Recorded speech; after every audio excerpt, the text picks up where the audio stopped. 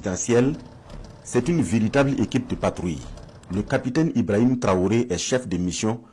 Nous sommes sur l'axe Dédougou-Solenzo dans la boucle du Mouhoun. C'est une première depuis la crise terroriste qu'un président se rende sur une ligne avancée par la route. Le trajet n'est pas un long fleuve tranquille.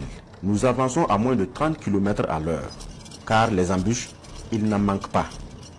Ici, à la sortie du Dédougou, un piège à la mine soigneusement posé sur un passage obligatoire. L'équipe de déminage le détecte et le désamorce sans difficulté. Le danger est écarté et la progression se poursuit. Objectif, Solenzo auprès des Boys. À 30 km de la ville martyre, un deuxième incident. Le radar détecte une base suspecte. L'artillerie est mise à contribution et la base est détruite depuis des kilomètres.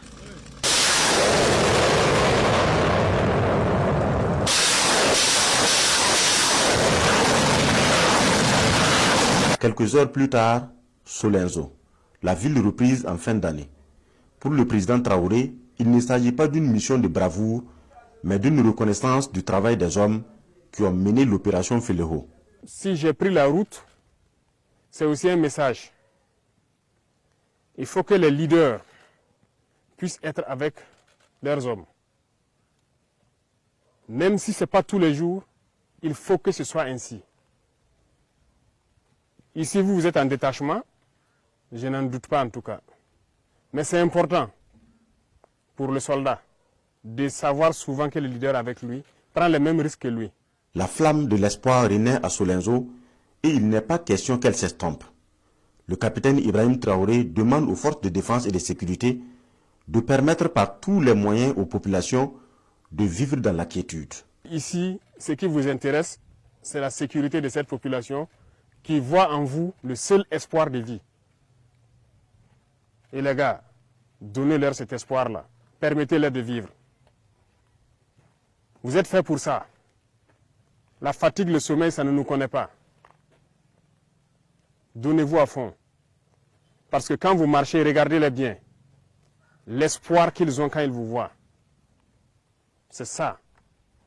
Donc faites-les ressentir ça encore plus. Donnez-leur cet espoir. Donnez-leur la vie. Être ici parmi eux, ils se sentent vivants. Si vous partez, c'est la mort. Donc, mettez-vous au travail encore plus. Toutes ces populations dans les Banwa ici, il faut tout mettre en œuvre pour pouvoir les sécuriser. C'est vous qui avez hissé le drapeau ici. Il n'y a aucune raison à ce que ce drapeau-là redescende. On fera la guerre là, on va marcher tête haute sur ce sol-là. Parce que ce sont nos terres. Donc armez-vous de courage, ne baissez jamais les bras. Il y aura des difficultés, ça c'est sûr.